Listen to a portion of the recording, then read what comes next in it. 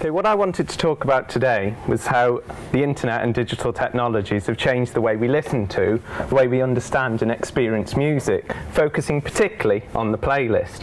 But before we can explore the nature of the digital playlist, we first need to understand where it came from. And so this afternoon I want to look at the cassette-based mixtape of the 70s, 80s and 90s, the CD mix and the birth of peer-to-peer sharing, the impact of iPod and of iTunes, and finally the recent trend in using streaming services as the main way to listen to and access music. The mixtape for anyone of my generation is representative of the way we shared our interest in music. It was very much a social activity. A mixtape was usually a single cassette, although double albums were possible, consisting of a series of recorded tracks from your own musical collection. The tape usually had a title, a theme, album art, and occasionally some descriptions of the songs that it contained. The imprinting of an individual's personality and taste on the tracks made the mixtape a powerful and expressive medium. Indeed, creating a mixtape could be considered an act of musical composition in and of itself. Now, there were many types of mixtape you could create. Mixtapes could be best-of compilations, such as the best of Metallica, or the best jazz tape ever made, or the best country songs written outside of Nashville between 1971 and 1979. Mixtapes could also be used to teach people, to educate them on musical genres or particular bands, and there was perhaps an element of showing off too to your friends. Travel mixtapes could be created for going on holiday, the songs representative where you were going. The narrative of the mixtape was yours to create and to suit the event, what you were about to do, or to suit your network of friends. I think, though, that the mixtape people remember most fondly is the romantic mixtape, the tape specifically crafted for the person you fancied at school or college. The mixtape was an affordable way of showing affection. Although cheap to make, the planning of a mixtape was an arduous task, something which is captured beautifully, I think, in Nick Hornby's High Fidelity. The story of High Fidelity centres on the relationship between Rob's love life and his love of music, and the mixtape is used to represent this. As he says, "To me, making a mixtape is like writing a letter. There's a lot of erasing and rethinking and starting again. A good compilation tape, like breaking up, is hard to do. You've got to kick off with a corker, but hold the attention. And then you've got to up it a notch, or cool it a notch. And you can't have two tracks by the same artist side by side, unless you've done the whole thing in pairs. There are loads of rules." To create the perfect mixtape, then, time is required. You need to think about its construction, and not just about what songs to use, but how they are ordered, how they fit on each side of the tape, and how you'll get your message across in music. So I thought it'd be worth looking at an example, which I've taken from a website that encourages people to upload their mixtape stories. It could be you. This one, according to the author JLT, was created on the 22nd of April 1990, and I'd like to quote from her story about the tape. "I survived a 5-year relationship with a guy I met in high school who actually auditioned for a play just to meet me, and believe me, he had no business acting. I had never met or dated someone as charming and as intense as he, and our relationship was just as hot and fiery, but a bumpy ride from beginning to end. He was a boarding school kid from Atlanta who loved to film, music, and riding his bike through the foothills of the Colorado Rockies. He made me several mixtapes over the course of our 5 years together, the best of which I no longer have. When I listen to this tape, though, almost 20 years after he made it, I can vividly remember our Sunday afternoon drives through the canyons and making out in the back seat of my Chevy Blazer. We made a lot of mistakes and suffered the consequences." So this is her mega love mix, Let's Record Our Love, and her story does go on for another 2 sentences, but they made me blush, so I didn't want to include them today. I think the topic of the mixtape's quite obvious, but what we can see when we look a little closer at the contents, we can learn a little more. So firstly, you can see that alcohol figured in their relationship, tequila being the second track on their album. What you can also see, though, is a lot of artist repetition, the B-52 strangely occurring 4 times on the tape. And most songs have a male vocalist, and there's also a lot of music from the 60s. This is indicative, no doubt, not just of the creator's taste, but of their record collection. The mixtape was limited by the music library of the creator, and this is worth bearing in mind, as this is something that has radically changed in the last 10 years. The latter half of the 90s saw a shift in the way we were listening to and accessing music that included a move towards the CD, the birth of digital music, and increasing access to the internet at home. For the music industry, this had huge ramifications, as increased access to the internet brought about the birth of peer-to-peer file sharing. Indeed, in 1999, Napster began operating as an online music sharing service. Napster enabled people to share their music library globally and download tracks from other users. This provided people with access to almost any song they could think of. The Recording Industry Association of America almost immediately filed a lawsuit for infringement of copyright, but it wasn't until 2001 that Napster were issued with a court injunction that caused it to stop its service. Peer-to-peer sharing, however, continued, although under a slightly different guise, and despite the legal issues, still remained a popular form of music sharing. The effect of peer-to-peer sites on musical lifting are evident in the CD mixes that were created at the time. For example, the mix CD meant that the playlist could be created out of a seamless sequence of songs. The awkward silences and awkward shifts of mixtapes could now be avoided. Another difference from the mixtape arose from the fact that peer-to-peer sharing allowed creators to pick and choose tracks from a global library. In short, they could develop a mix CD as they saw fit, no longer dependent upon their limited musical library. The example here is taken from a website again that was started in 1998 for people to place and share their mixtapes and mix CDs and what was on them. This mix is entitled Life's an Elevator, and what is immediately noticeable from the playlist is there's no repetition of artists like the previous mixtape. And of course there's now only a single narrative, not split over 2 sides. I've created a condensed version of the playlist so we can get an impression of the content and how the tracks relate to one another. So if we have a listen.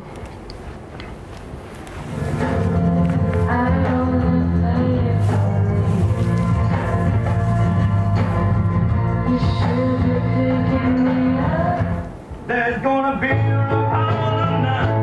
Everybody's gonna jump and shout and roll the globe down.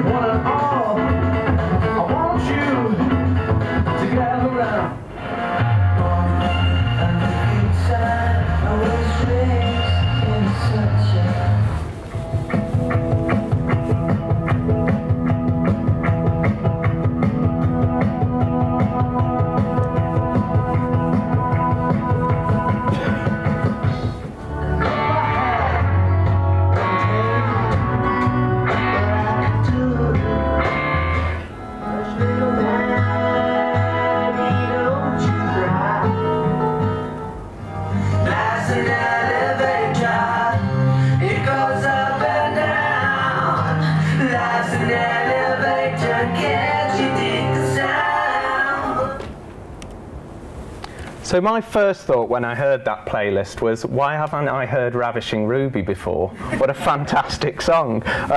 But also immediately noticeable is the varied nature of the mix. It's immediately apparent, and this contrasts with the rather limited scope of the mixtape discussed earlier. There are different artists here, different genres, and even different languages, all on the same CD. The next stage in the evolution of the digital playlist results from the introduction of the iPod, and that's my attempt at an iPod, and to a lesser extent the MP3 player.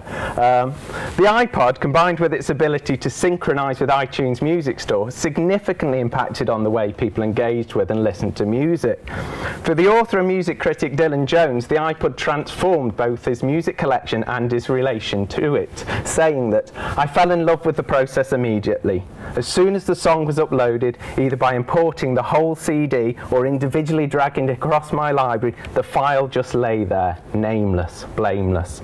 And so I would type in the artist's name, the song title, the album it came from, and other information as well, and then watch it flip automatically into its rightful alphabetical place." And having spent a few nights doing this, my friend Robin said I should upload while connected to the internet, as the program would then download the information for you. Fantastic. Isn't the internet brilliant? My own private radio station was being compiled right before my eyes. All I had to do was upload the content. Michael Bull's book, Sound Moves, iPod Culture and the Urban Experience, has explored the way in which people use their iPods. He has suggested that iPods enable users to create personalised music libraries so that they're able to easily locate a musical track, album or playlist that suits their present mood, no matter where they are or what they're doing. Ball argues that the iPod allows users to find a place of warmth in what can be a cold urban city environment. On busy buses, tubes and trains, the iPod provides a refuge from city life. Their personal music library then not only provides the comfort of music with which they are familiar, but also enables them to aestheticize the urban environment in which they're in. The portability of a vast music library enables the iPod user to rewrite the urban space for themselves. To put it another way, listening to your iPod enables you to disconnect yourself from the surrounding environment and transport yourself either into an entirely new space, a dream world, or a reimagining of the space you're in. An interesting observation made by Bull is that the predilection amongst iPod users to categorise music and create playlists based on genres and moods. As he notes, by creating playlists for a variety of music to go to sleep by, music for the gym, relaxing jazz, iPod users furnish themselves with a music library that caters for every possible situation, ensuring that they always have that safe musical space in which to escape, or with which to use as a way of reinterpreting their environment or situation. So if you take a moment now to imagine you're on a bus, a crowded bus, your iPod's on shuffle and you're blocking out all that extraneous sound, but you can still see the bus, the people, the busyness. You've got your headphones on, they're quite loud, so you're in that solitary space, and then the following track is played. When you attend a funeral, it is sad to think that sooner or later those you love will do the same for you. And you may have thought it tragic, not to mention other adjectives, to think of all the weeping they will do. But don't you worry, no more ashes, no more sackcloth, and an armband made of black cloth will someday nevermore adorn the street. For if the bomb that drops on you gets your friends and neighbors too, there'll be nobody left behind to grieve, and we will all go together when we go. What a comforting fact that is to know. Universal bereavement and inspiring achievement. Yes, we all will go together when we go. So I think there's 2 points there. Firstly, I'm not on Google+, so that was not targeted marketing. And secondly, although it's not a track you would have on your iPod, it does crudely emphasise the point of how a song and advertisement plays underneath it can potentially change your perspective of your urban environment. Another important development that came about at this time that is directly related to the way in which iPods are used was the ability to purchase single tracks on iTunes rather than complete albums. As Dylan Jones says, albums cease to matter, and I could edit with impunity. Why bother with REM's new adventures in hi-fi when all you really want is electrolyte? Why continue to ruin Pet Sounds, the best album recorded by anyone in the 1960s, by suffering the absurdity of Sloop John B, when you can just simply delete it? Indeed, iTunes iPod synchronization enabled users to select which tracks to upload or purchase and gave them the ability to drag and drop with ease any song they wished into any playlist category they could think of. These two playlists here are taken from Dylan Jones's book and are reflective of how iTunes is used to personalise the user's music library. The first example shows a focus on genre. It also shows a focus on the dramatic change in length of a playlist. A mixtape or mix CD might hold just over an hour's worth of music, but with the iPod you can create a playlist so you can listen to jazz all day uninterrupted. The second playlist is a little more subtle, although a hardcore Beatles fan may be able to spot the difference. In this playlist, the final track, Good Night, is replaced by Grow Old With Me. For Jones, Grow Old With Me provides a better conclusion to the album. Sacrilege perhaps, but it's the ease with which to switch the tracks that enables Jones to rethink and rewrite the Beatles album. In short, iTunes provided users with the ability to recreate and tweak albums to suit their personal preference and taste. And this contrasts sharply with the idea and nature of mixtapes and mixed CDs explored earlier. These were for sharing, these had social elements, and once created, were not for changing. In short, iTunes brought about the creation of playlists that could be easily constructed, easily changed and adapted to suit your current mood. Playlists, as a result, became highly personal in their nature. The last development I want to discuss today as part of this whistle-stop tour is the recent popularity of music streaming sites such as Spotify and Pandora. There are two main differences, in my opinion, between a music streaming site and iTunes. Firstly, as streaming services are often subscription-based, the user has access to almost limitless musical library. Unlike iTunes, which is populated with music that the individual has to invest in, streaming services allow you to listen to anything, test new musical waters and experiment without committing to a direct purchase. Secondly, as streaming services are often attached to a user profile, and because all users have the access to the same content, the application enables playlists to be shared and for music to be easily recommended to others. In a way, streaming sites has taken what was innovative about iTunes and fused it with what people loved about the traditional mixtape. This screenshot has been taken from an add-on application to Spotify that has an almost pedagogic learning function. Here, biographies and a selection of playlists are provided for featured artists, and this week it was Miles Davis. The 4 playlists created include his top tracks, artists that he has influenced, artists that have influenced him, and cover versions of his song, providing a whole new way to learn about music and experience it. One other feature of Spotify in general is it allows you to look at playlists from users in your local vicinity, and this was someone who's in and around BD9. The ability to listen to playlists created by people you do not know provides an interesting experience. The music in some cases can be arranged and selected in such a way that if the music becomes imbued with the personality of the creator, the playlist hosts a kind of disembodied voice. If we look at this playlist in particular, an indie rock vibe is quite evident. So who's the person behind it? Who would have created a playlist like this? This is a question that I find haunts you as you listen. Another particular favourite app of mine for studying music is one that links up to Twitter and generates a playlist based on the #NowPlaying tag. When you access the app, it generates a list of songs that people are currently listening to according to Twitter, a list of songs very particular to that specific moment in time. This provides a fantastic snapshot of the world at one very precise moment. And as you can see from this slide, the variety of music is huge. Someone was listening to Lynyrd Skynyrd on Tuesday, while someone else was listening to Katy Perry.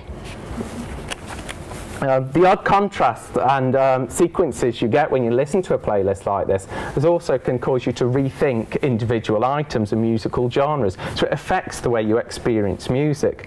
The final application I wanted to mention is this crowdsourcing app that allows users to vote on what's played next, and so it's a great way to learn new music as well as hear music with which you're familiar. The most interesting element, though, is the chat facility at the top, which enables users to comment on what's being played and what is about to be played.